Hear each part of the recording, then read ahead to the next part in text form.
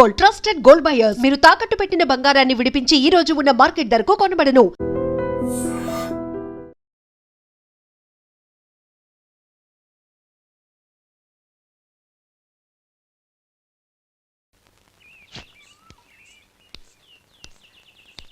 అక్క, పెదబాబు గారికి గొడుగు కావాలంట. అక్కడుందమ్మా, తీసుకెళ్ళు. నాకు వేరే పనులు, నువ్వే తీసుకెళ్ళి.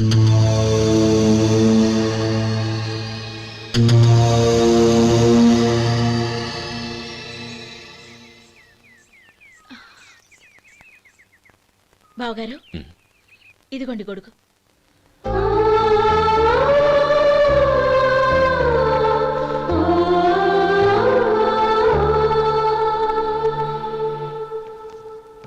నమస్కారం పెద్దాయన.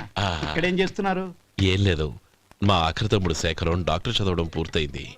ఇంకో వారం రోజుల్లో వస్తున్నాడు. వాడి కోసం హాస్పిటల్ సిద్ధం చేయిస్తున్నాను. ఎంత మంచి మాట చెప్పారండి.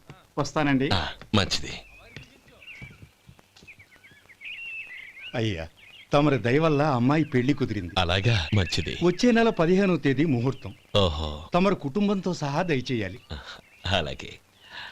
అమ్మా, ఆశీర్వాదం తీసుకున్నా. 10 కాలాల పాటు పిల్లా పాపలతో చల్లగా ఉండమ్మా.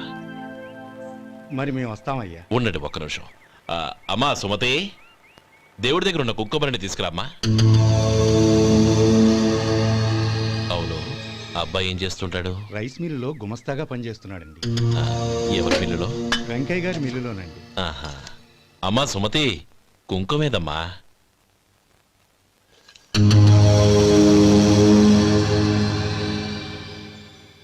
అన్నయ్య,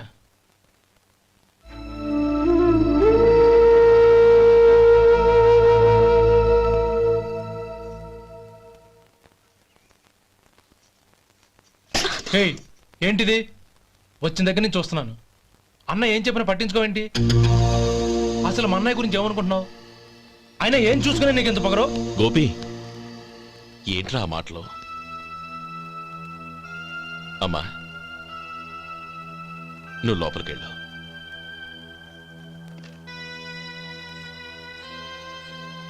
రే గోపి, కొత్త కదరా, ఎందుకలా కంగారు పెడతావు?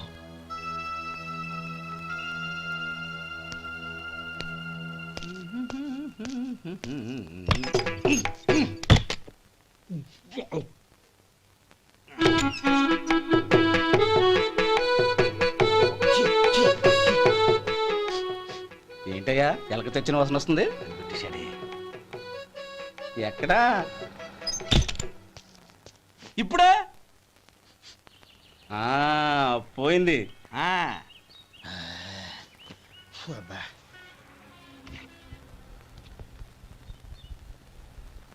ఏమయ్యా, కాలు ఇలా ఊగుతూ ఉంటే టిఫిన్ ఎలా చేసేది?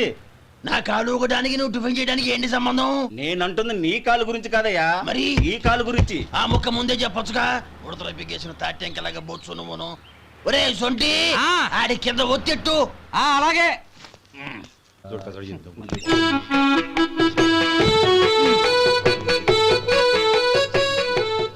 ఇప్పుడు ఓకే.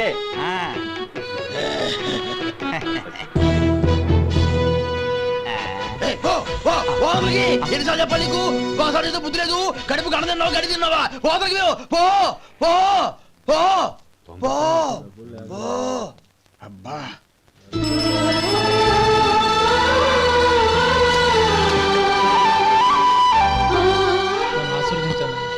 భగవంతుడు నిన్ను చల్లగా చూస్తాడు. ఏంట్రా విషయం? నాకు పోస్టింగ్ ఆర్డర్ వచ్చింది. అలాగా? మన ఊళ్ళోనే నన్ను ఎస్ఐగా అపాయింట్ చేశారు. చాలా సంతోషంరా.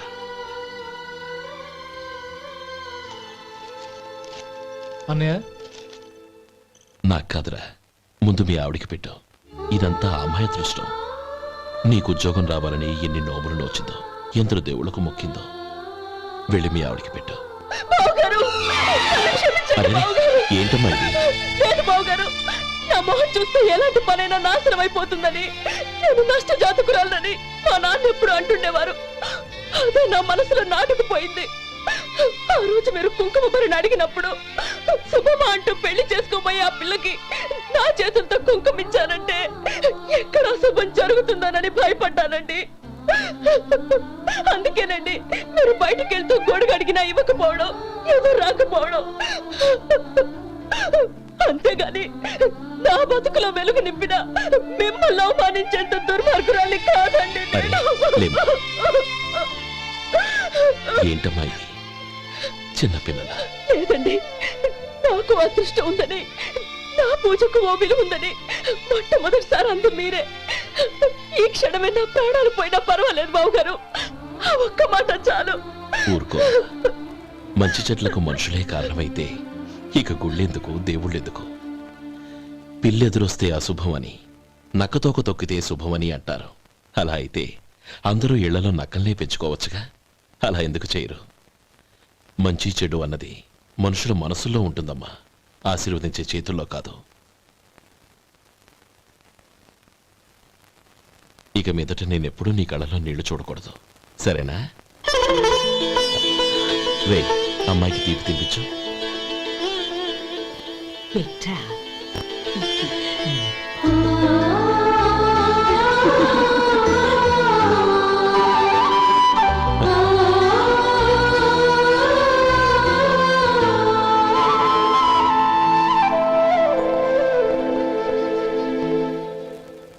మధు, చిన్నప్పుడు నేను ఒక్కనే కష్టపడుతున్నానని, నాకు సాయంగా ఉండాలని చదువు అవ్వలేదన్న వంకతో చదువు మానేశావు. ఇప్పుడు నీ తమ్ముళ్ళిద్దరూ అభివృద్ధిలోకి వచ్చారు. మరుదులిద్దరికీ మంచి ఉద్యోగాలు వచ్చాయి. తన భర్త మాత్రం అలాగే ఉన్నాడని నీ భార్య బాధపడదు. చూడు మధు, చదువుకున్నోళ్లే వృద్ధిలోకి రావాలని ఏమీ లేదు. కృషి పట్టుదల ఉంటే ఎవరైనా ఏదైనా సాధించొచ్చు. నీకు తెలివితేటలున్నాయి. నువ్వు తలుచుకుంటే కానిదంటూ ఏదీ లేదు. పైగా నీకు సాయిగా మేమందరం ఉన్నాం. ఎవడ్రా వాడు? ఇన్నాళ్ళుగా వ్యాపారం చేస్తున్నాను, నిన్నగాక మొన్న వచ్చినోడు వాడు నాకు పోటీయా? వాణ్ణి పెరగనివ్వకూడదు. వాణ్ణి ఇక్కడికి రప్పించండి, నేను మాట్లాడతాను.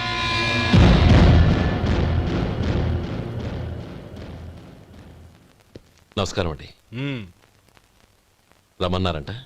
నీ పచ్చళ్ళ కంపెనీ మూసేయాలి. నీకెంత కావాలి? 5 లక్షలు ఇస్తాను, చాలా? 5 లక్షలు కాదు, 50 లక్షలు ఇచ్చినా నా కంపెనీ మూయడం జరగదు. బాగా ఆలోచించుకొని చెప్పు. ఈ వ్యాపారంలో పుట్టి పెరిగినోడ్ని, నాతో పోటీ పడకు. నా చేతి కింద 6,000 మంది పనిచేస్తున్నారు.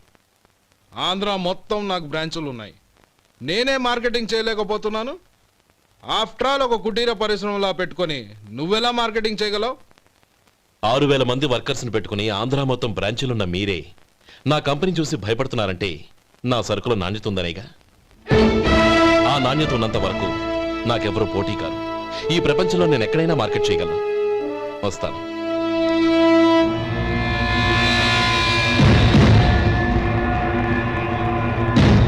ఇక్కడ ఏం లేదండి. ఇక్కడ ఏం లేదండి.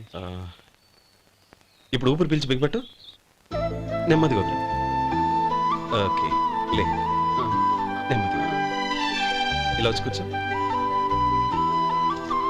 ఏం లేదు, మామూలు కడుపు నొప్పే. ఈ టాబ్లెట్స్ 3 రోజులు వాడు. ఎలా వాడాలో ఇందులో రాశాను.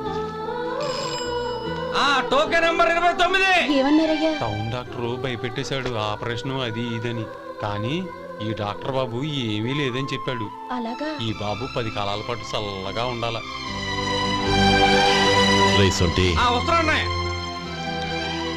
రే, భగవంతుడి దయ వల్ల తమ్ముడు హస్తవాసి మంచిదని అప్పుడే పేరొచ్చిందిరా. తమ్ముడిని దగ్గరుండి జాగ్రత్తగా చూసుకో. పని హడావుల్లో పడి వేళకు భోంచేయడము. అబ్బే అదేం లేదన్నయ్య. 1 గంట గల్లా పేషెంట్ కట్టు, భోజనం పెట్టు. అది అలా జాగ్రత్తగా చూసుకో. నేను చూసుకుంటాను కదన్నయ్య, నువ్వు వెళ్ళు.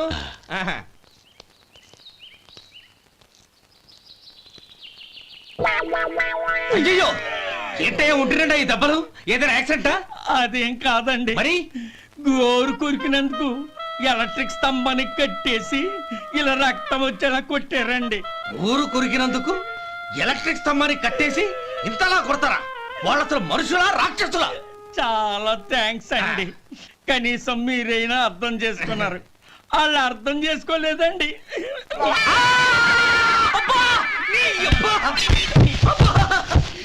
గోరు కొరకడం అంటే ఇదా?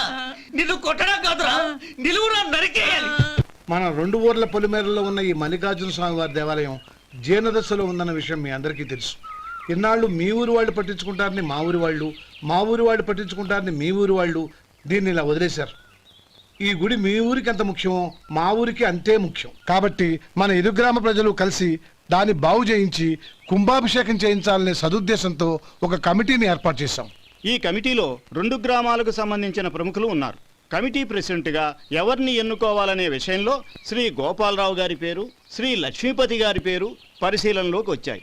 అందువలన మేమందరం బాగా ఆలోచించి తర్జన భర్జనలు చేసిన మీదట శ్రీ గోపాలరావు గారే అన్ని విధాలా ప్రెసిడెంట్ పదవికి అర్హులని ఈ కమిటీ నిర్ణయించడం జరిగింది.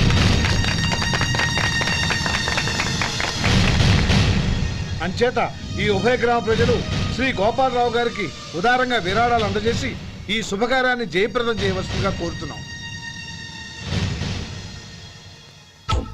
ఏంటి ఇంకా రాలేదా?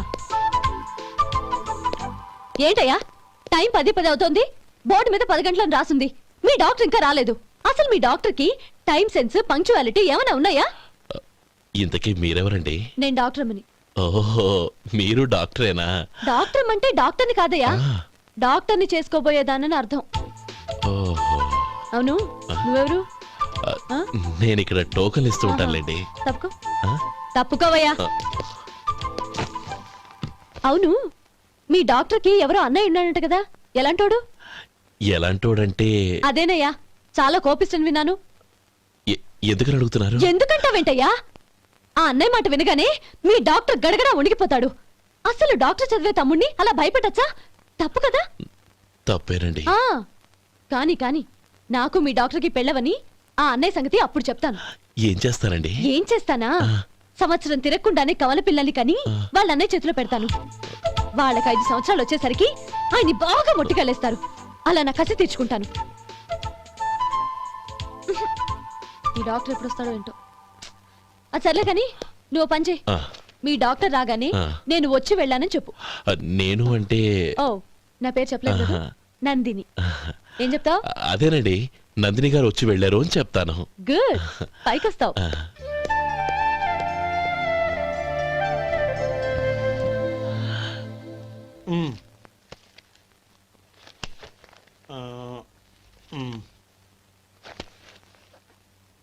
దీంతో మొత్తం 4,98,200 అయ్యాయి.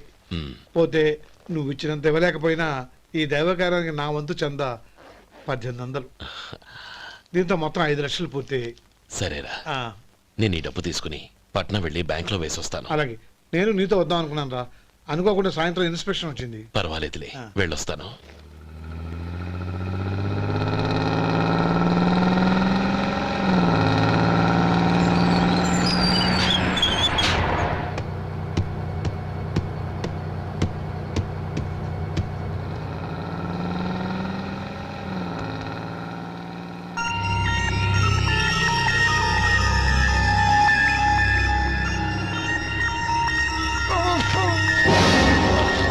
అయ్యో, మూర్ఛ మూర్ఛ, బసాపండి బసాపండి.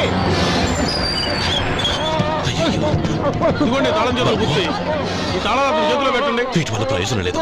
4 ఖర్చుకోకుండా పళ్ళ మధ్య పెట్టడానికి గట్టిగా ఏదైనా ఉంటే ఇవ్వండి. ఇదిగో ఇది చూడండి.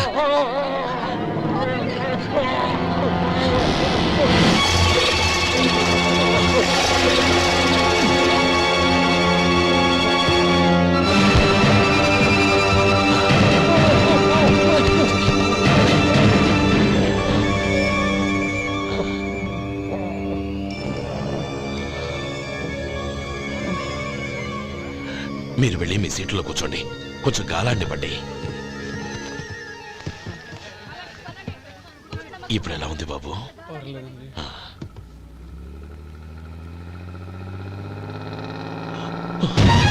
అయ్యో, నా బ్యాగ్ ఎవరైనా చూసారా?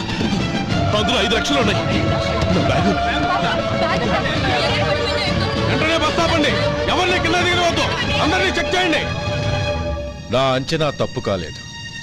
వాడి మంచితనమే వాడిని దెబ్బకొట్టి మన వాళ్ళని పంపించి గుడి తాలూకు డబ్బు కొట్టేశాడని పోలీస్ కంప్లైంట్ ఇవ్వండి. ఇప్పుడు ఆ స్టేషన్లో ఎస్ఐ వాడి తమ్ముడే. వాడే వెళ్ళి వాడి అన్నయ్యని అరెస్ట్ చేసి వీధుల్లో నడిపించుకు తీసుకురావాలి. అది నేను కళ్ళారా చూడాలి, మనసారా సంతోషించాలి. అయ్యా గోపాలం గారు, గోపాలం గారు, మీరు దేవస్థానం సొమ్ము దొంగిలించారని ఎవరో పోలీస్ కంప్లైంట్ ఇచ్చారంట. మిమ్మల్ని అరెస్ట్ చేయడానికి మీ తమ్ముడు గారు వస్తున్నారు.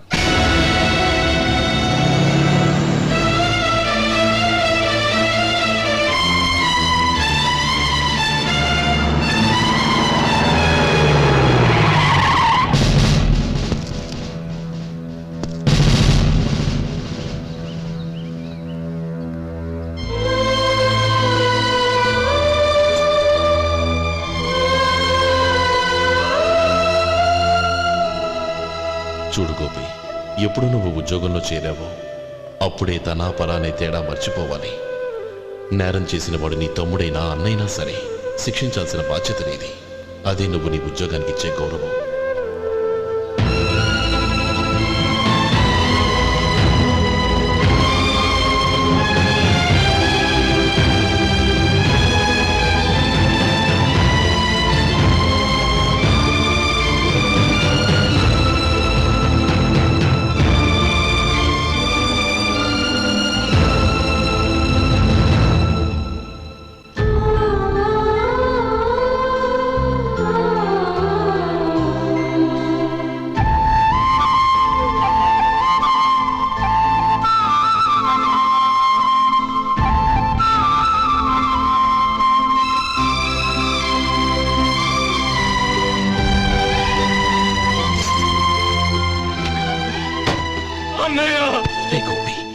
ఏమిట్రా ఇది?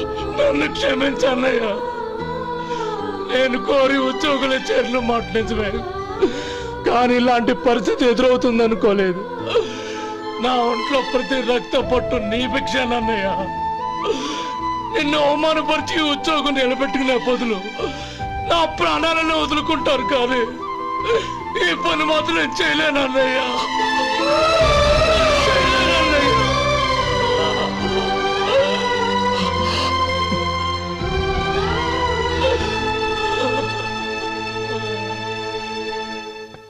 ఏరా, ఇన్నేళ్లు కష్టపడి సంపాదించిన ఉద్యోగానికి రాజీనామా చేస్తావా?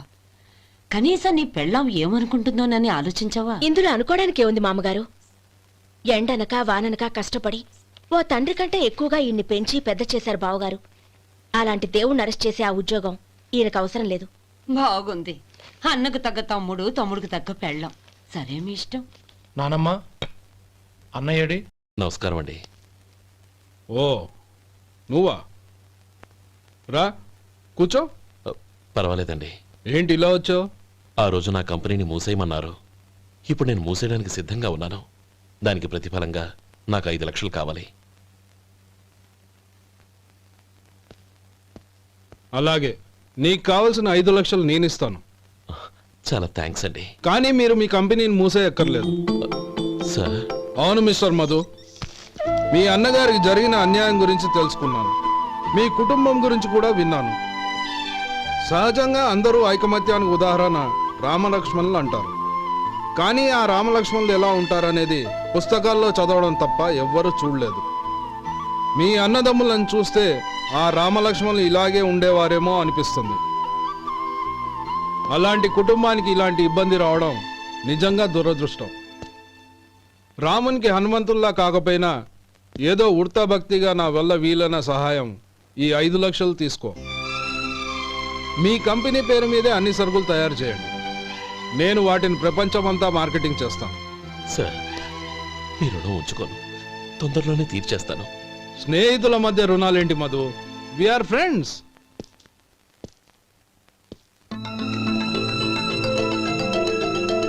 ఏంటే అక్కడ ఆగిపోయావు? రా. నువ్వు మీ అన్నయ్యని అరెస్ట్ చేయడానికి అట్టెళ్ళావు, ఆయన లొంగిపోవడానికి ఇటు వచ్చారు. అవును, యూనిఫామ్ చేత్తో పట్టుకొచ్చావేంటి?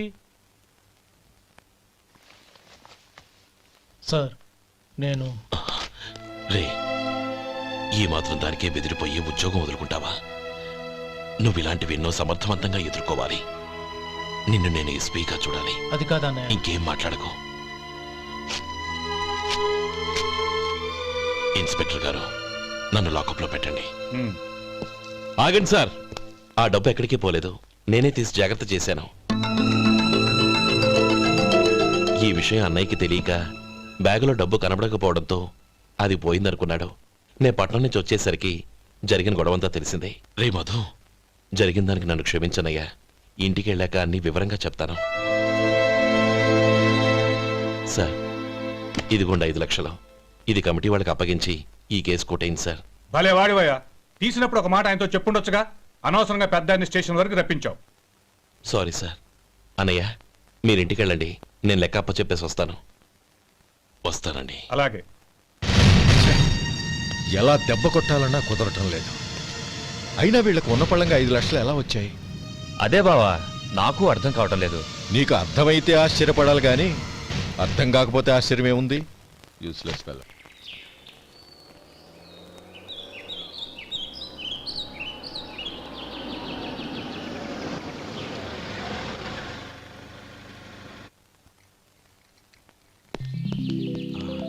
నువ్వు ఇక్కడే ఉండు. అన్నయ్య మూడు ఎలా ఉందో చూసి నేను లోపలికి తీసుకెళ్తాను. ఓకే? అలాగే.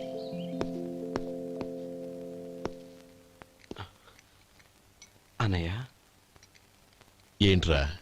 నేను చాలా రోజుల నుంచి నీకు విషయం చెప్తున్నాను, గుర్తుందా? ఏ విషయం? అదే అన్నయ్య, నేను ఓ అమ్మాయిని లవ్. ఓహో, లవ్ చేస్తున్నావా? ఆ విషయం నువ్వు నాకెప్పుడు చెప్పావురా? ఊళ్ళో అందరూ అనుకుంటుంటే నేను విన్నాను. సారీ అన్నయ్య, నీకు చాన్నాళ్ళుగా చెప్పాలనుకుంటున్నాను కదా, అందువల్ల చెప్పేశానేమో అనుకున్నాను. ఓహో, ఆ అమ్మాయి వచ్చిందన్నయ్య, బయట నిలబడి ఉంది. బయట నిలబెట్టడం ఏమిట్రా? లోపలికి తీసుకురా. అలాగే అన్నయ్య. ఏయ్, అన్నయ్య మంచి మూడ్లో ఉన్నాడు, రా. కమ్.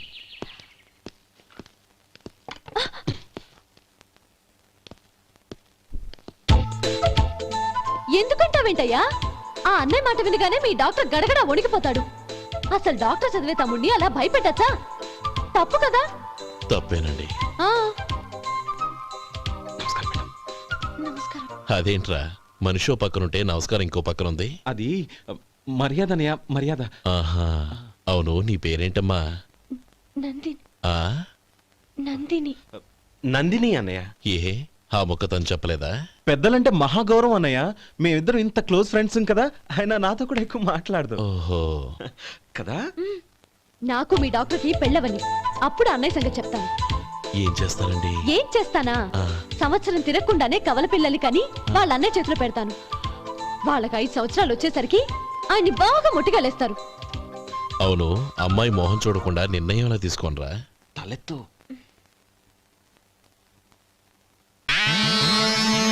ఏం చెప్తా? అదేనండి, నందిని గారు వచ్చి వెళ్ళారని చెప్తాను. గుడ్, పైకి వస్తావు. ఈయన మీ అన్నయ్య? అవును. నందిని, ఏమైంది? ఎందుకు ఏడుస్తున్నావు? ఈయన మీ అన్నయ్యని తెలియక తెలియక హాస్పిటల్ దగ్గర మర్యాద లేకుండా దురుసుగా మాట్లాడాను. ఆయన ఈ పెళ్లి ఒప్పుకోరు. ఊరుకో, అలాంటి చిన్న చిన్న విషయాల్ని మా అన్నయ్య పట్టించుకోడు. అయినా నేను కన్విన్స్ చేస్తాను కదా.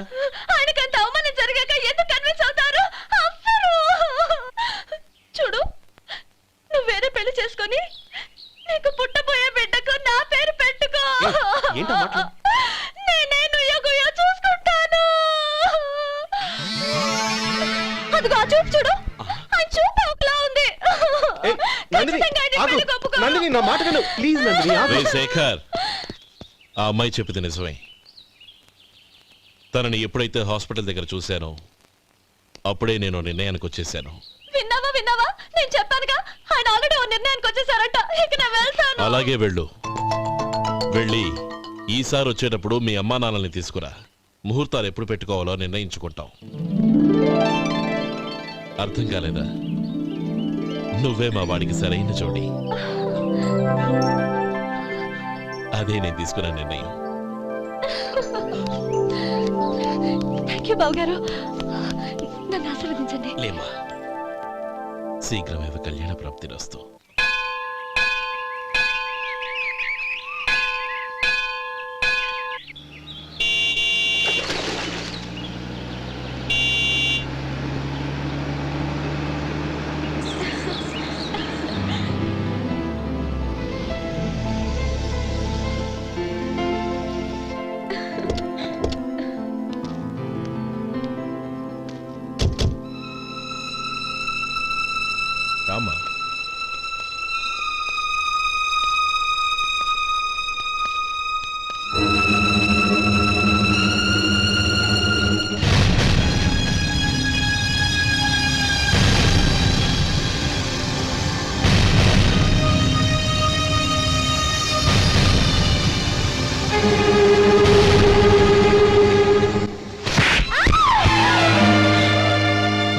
చేసావు కదే.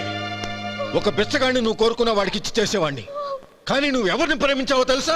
ఎవడి నీడ సోకితే పంచమహాపాతకాలు అంటుకుంటాయనుకుంటున్నానో వాడి తమ్ముణ్ణి.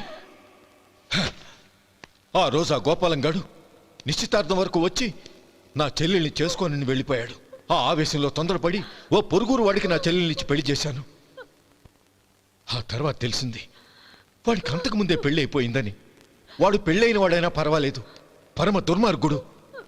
ఇంకొకరిని ప్రేమించిన దానివేగా అని దెప్పి పొడుస్తూ నా చెల్లెలికి మాటలతోనే నరకం చూపించాడు. అటు ప్రేమించిన వాడు దగా చేశాడు, ఇటు చేసుకున్నవాడు కిరాతకుడు. ఇలా చిత్రవధ అనుభవించి అనుభవించి నా చెల్లెలు ఒకరోజు స్టవ్ పేలిపోయి చనిపోయింది. దీనికంతటికి కారణం ఎవరు? వాడు అన్న. అటువంటి వాడింటికి కోడలుగా వెళ్తావా? ఒక్క మాట చెప్తున్నాను విను.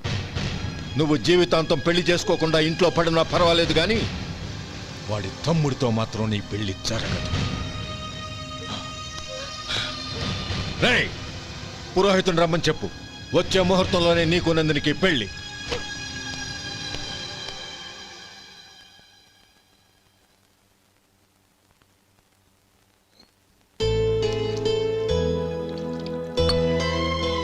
ఒరే, అదేంట్రా ఒక ముద్దైనా తినకుండా చేయగడిగేశావు?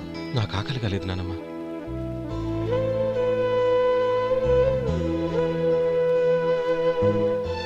ఆ అమ్మాయి చాలా మంచిది, చదువుకున్న పిల్ల, మనందరికీ బాగా నచ్చింది. కానీ ఆ లక్ష్మీపతి గారి గురించి ఆలోచిస్తేనే నాకు భయం వేస్తోంది. వాడు మన కుటుంబం ఎప్పుడెప్పుడు విడిపోతుందా అని ఎదురు చూస్తున్నాడు. అన్నయ్య, ఆ అమ్మాయే కాదు, ఈ ప్రపంచంలో మన కుటుంబం కంటే నాకేది ఎక్కువ కాదు. ఆ పెళ్లి గురించి నేను మర్చిపోయాను, మీరు మర్చిపోండి.